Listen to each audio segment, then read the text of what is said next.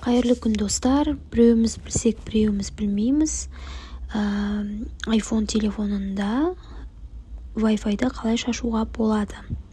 Көп жағдайда біз режим модемаға кірген кезде қосылмай тұрады. Ол үшін біз настройкаға кіріп, сотовый связь дегенге кіреміз.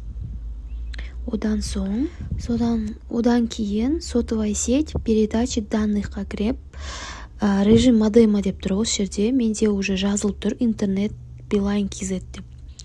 Бұл ойлаймын автоматически жазылған. Кейбіреулеріңізде осы жер бос тұрады. Сол бос тұрғаны үшін интернет қосылмайды. Сол үшін интернет сөзін жай ғана жазып қоямыз. Қайырлы күн достар, біреуіміз білсек, біреуіміз білмейміз. iPhone телефонында Wi-Fi-ді қалай шашуға болады?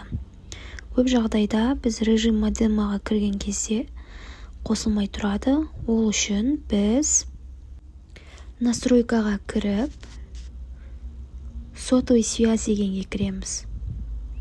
Одан кейін сотовая сеть передачи данныхқа кіріп, режим модема деп тұр. Осы жерде менде уже жазылып тұр интернет Билайн KZ деп. Бұл ойлаймын автоматически жазылған. Кейбіреулеріңізде осы жер бос тұрады.